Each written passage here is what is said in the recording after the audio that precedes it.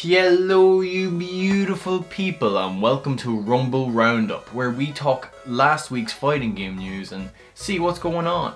I'm Pat Curley with the Republic of Players, and without further ado, let's jump into it.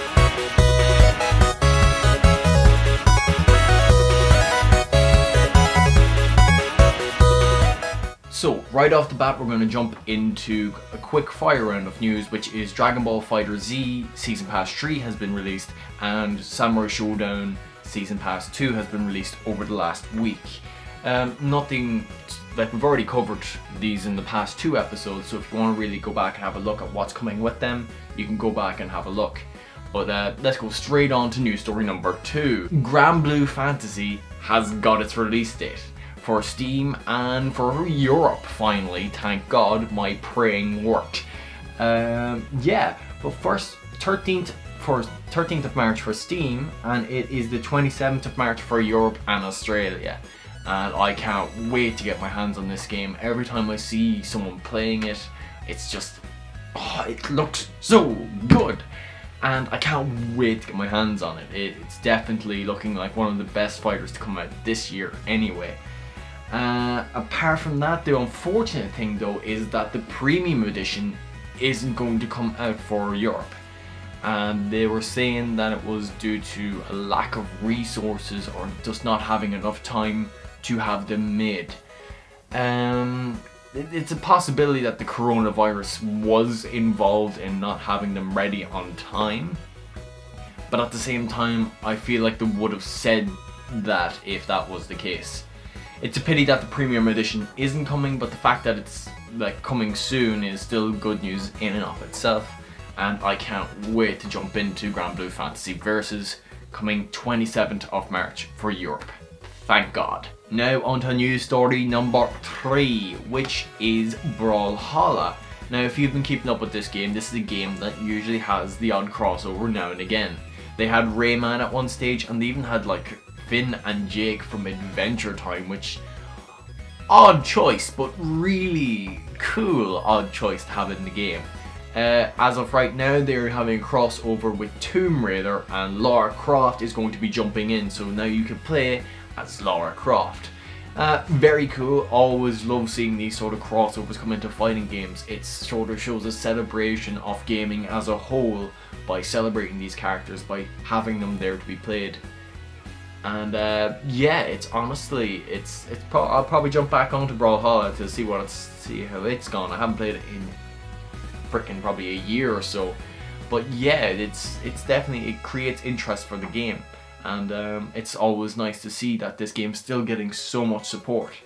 For those of you who don't know what Brawlhalla is, it's a free-to-play game on all consoles, I think. And it's basically heavily inspired by Super Smash Bros. So if you don't have a Nintendo Switch, this might be your Super Smash Bros. Alternative for other consoles like the Xbox and the PlayStation. Now, on to news story number 4, which is Japanese fans want Sora in Smash. A poll from Insider Games was done, and Sora got a total of 291 votes for coming in first. So that's basically cementing that Sora is wanted for Super Smash Bros. Ultimate. And he was 200 votes ahead of second place, which was Dante from Devil May Cry, who had 90 points. So like it's mad to see how popular it is, even with the votes being low-ish. Sora still won by a freaking landslide.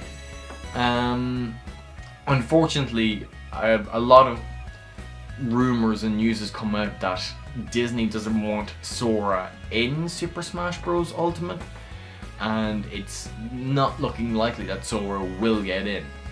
Though it was definitely interesting to see the top 10 characters that from Inside Games on who the Japanese population would like to see on it. And it had the likes of Crash Bandicoot, Goku, and it was a mixture of everything. Some that probably wouldn't fit well in with the game in general. And but it's interesting to see that Sora is still really wanted by the community for Super Smash Bros. Ultimate, and maybe if the community comes together really strongly, Disney might see it as a viable option to maybe just put it in Sora there. Yeah, now on to news story number 5, which this is a hard one.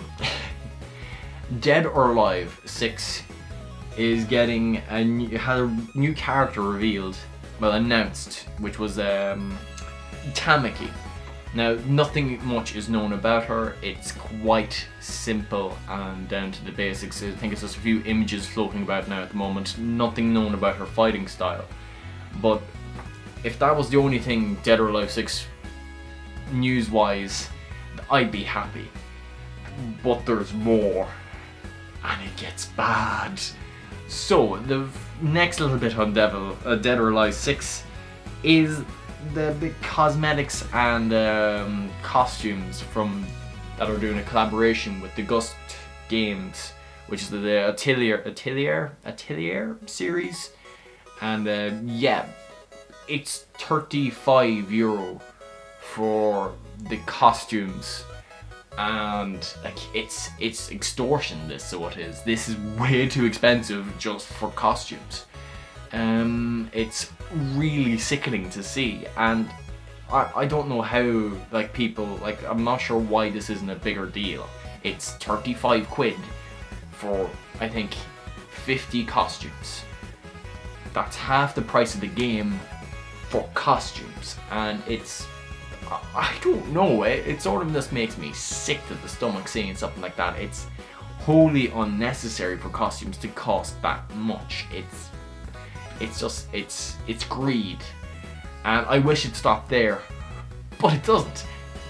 It somehow gets worse, which is the premium ticket in Dead or Alive 6, which is like a €1 ticket to buy certain things. Every premium ticket's €1.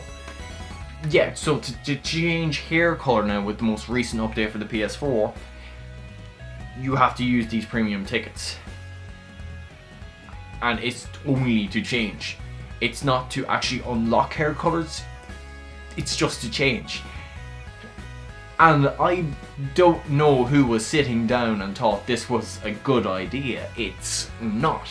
So basically what it is that if you have a character and you want to have them blonde hair, you have to use a premium ticket to change the blonde hair.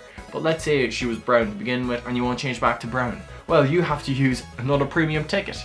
That hairstyle is lost to you, that hair color is lost to you, sorry. And like, I don't know, it's ridiculous on such an astronomical scale.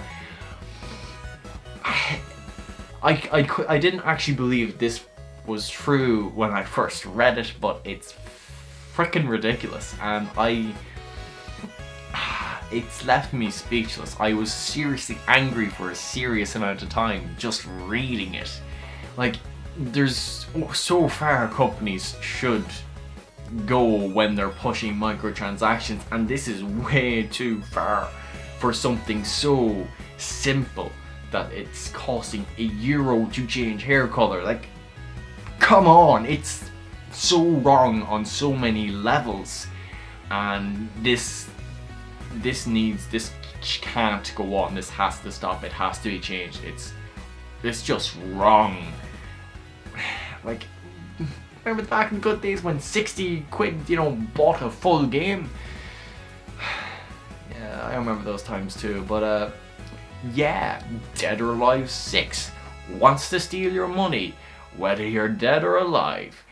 That doesn't make much sense, but I'm sticking with it. We're going to round off with how we normally round off a Rumble Roundup, which is fighting game tournaments in Ireland. And this week Gamerfest is going to be on, and it's going to have a Tekken 7 tournament and a Super Smash Bros. Ultimate tournament. So yeah, 2 big fighting game tournaments are going to be at Gamerfest. I've been Pat Carey from the Republic of Players, and until next week, this has been Rumble Roundup. Have a nice one.